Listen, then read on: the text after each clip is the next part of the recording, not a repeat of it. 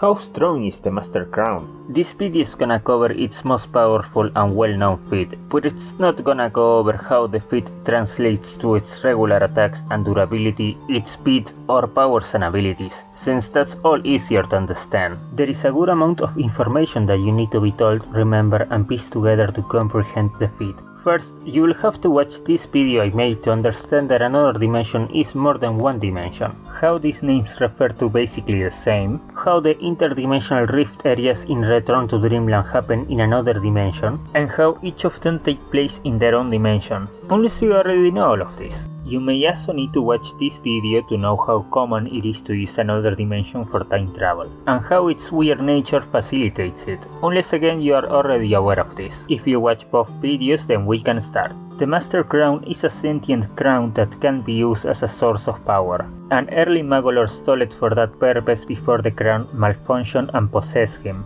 Upon dying, at least a fraction of another dimension, a small multiverse, started to collapse. But this destruction was prevented with repeated uses of technology made by the same people who created the Master Crown. This is the basic premise behind the feat the crown has. Let's break it down. The possessed Magolor was in another dimension. Both Magolor and the crown die at the end of their battle, needing to be revived. The feat took place at the end of the story in Return to Dreamland, yet parts of it can be seen before all over the story during interdimensional rift areas. I've already gone over how those take place in another dimension and how each area takes place in its own separate dimension, but not how entering into those areas sends Kirby and Co into the future after Magolor's defeat, which you will hopefully understand after watching this video. Visually, all the space around was breaking down after the battle was over. Breaking space isn't a thing in real life, but we see that physical things were literally breaking, like the ground where Kirby and Co were, leading to them floating due to the lack of gravity. More notably, waves of space were moving everywhere, which had a level of force behind them, being able to crush Kirby and Co. That's important to note because pushing back those waves restores the space they consume, at least in gameplay. So, a basic way to view the feat is that the more space those waves cover, the more destructive the feat is. Those waves are actually called dimensional walls. They are shown to quickly move in all directions at the end of the story and in the interdimensional rift areas. In the latter, we see them 15 times across different parts of two planets. We know that they consume almost all of the dimensions where they are by the end of the areas. These scenes were also portrayed as another dimension collapsing, but the wording is vague. It doesn't necessarily mean that all of another dimension was collapsing rather than the parts of it we see collapse. As we know, another dimension has properties that facilitate time travel, and has been used for that purpose many times by some magic users, one technology user, and apparently without provocation. The idea is that these portals lead to the future at the start of an interdimensional rift area and lead back to the present by the end. Let's start with minor points first. The portals are created by energy spheres, parts of the Lord Starcoder, a ship capable of time travel on its own. The energy spheres are filled with unknown technology by themselves. Even the Hulkman Works company, which has this time travel user as a major player, views the technology of the energy spheres as very mysterious. The energy spheres may or may not use magic as well, since they come from Helkandra, which is said to have both magic and technology. These portals are called dimension holes in Japanese. They are the same portals said to cross time. Outside of those portals in the story, another dimension isn't broken and with menacing dimensional walls when going into it without time travel.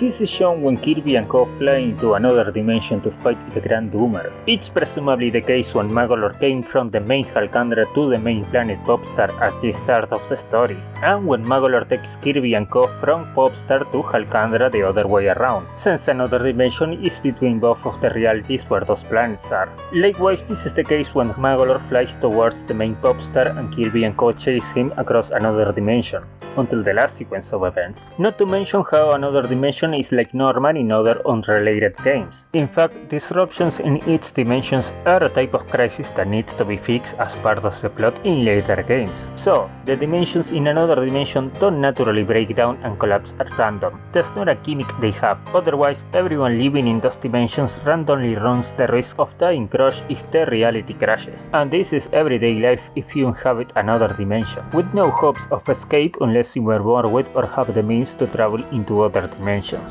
The collapse only starts to happen when Magolor Phase 2 or Magolor Soul are defeated. A tiny last point, the narrative also implies that the universe would be safe after defeating Magolor, which it is, but then, without time travel, this is how safe the universe gets to be. Now, that was all circumstantial evidence. Let's say that none of it necessarily means that there was any time travel going on here, and would only fit if that were to be the case. The following statement from the director of the series corroborates the time travel take to the point where he confirms it, leaving no room for bad faith about it anymore. Quote, "There are some elements that are revealed after cleaning the story that challenge the continuity of time as a narrative. In particular, there is another dimensions road that transcends time and space, and since there is more than one passage of time, customers are free to imagine how that would change things. Let's break this down. An element revealed after cleaning the story is obviously the only thing that happens at the end of the story, everything breaking down, and how this connects to how everything was fixed before during the story. This can also be viewed as a plural amount of events. Since it's everything breaking, then the dimensional walls show up, and then the cast leaves without fixing anything. That's how the continuity of time as a narrative is being challenged. This is a cool, semi-encrypted way to say that there was actually time travel in the story. Granted, Merry Magoland does take place in the future as well, so this isn't only talking about the interdimensional rift areas, as the remake has more than one case of time travel. However, do note that he talks about Merry Magoland after saying in addition, and that before that he said that in particular there is another dimensions road, meaning that in that part he's only talking about the interdimensional rift areas. This is all but telling you to recontextualize the linear way in which you may perceive things at first based on new and information you see later in the story, only if you mind to do so obviously, since you can enjoy Kirby without knowing any of this. Merry Magoland isn't said to take place in another dimension. That's where the interdimensional rift areas are. Nowhere else does it say that there is more than one passage of time, not in the original game, the remake, or any available supplemental material. He just said that completely out of nowhere and unprovoked. The interdimensional rift areas were in one passage of time in the future, and everything else in the story is in another passage of time in the present, both happening at the same time, thus making the story have more than one passage of time. So, let's recap. In the story of Return to Dreamland,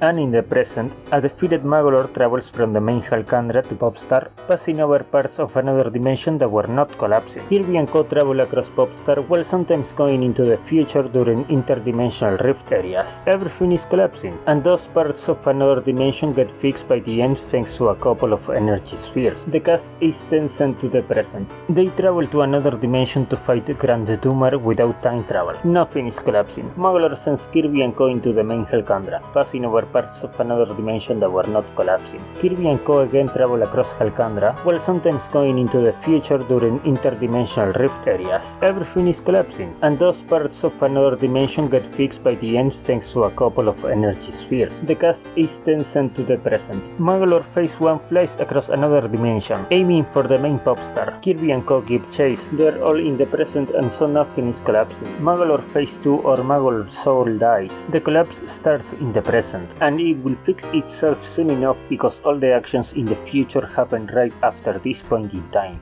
So, how powerful is this feat? Well, the regular dimensions in another dimension are universes. There were 15 interdimensional rift areas, 15 dimensions that this was destroying. The dimension where the battle with Magolor took place may or may not be one of them or its own universe. This was presumably affecting the space between those dimensions rather than only destroying the universes themselves. It's what you would call low multiverse level, a multiverse of 15 or 16 universes being destroyed. While I find dismissible this statement as proof that all of another dimension was collapsing, and I don't believe that to be the case, I do have to say that, speculation-wise, this might have been the intention behind the feat, and more sources of information could confirm this idea. If that were to be true, it would greatly increase the scale of the feat, as another dimension is a multiverse with far more universes than just 16. Lastly, some dimensions seen in Magolor Epilogue are being affected by these too. However, this doesn't really affect the scale of the feet because, in short, those dimensions are far smaller as far as we know. That topic is its own can of worms. I will cover it in part 2 of this video, which will be far less overwhelming. If you're confused about anything so far, don't worry. Just rewatch sections of my videos, pause the process where I say if you need to, and maybe take notes.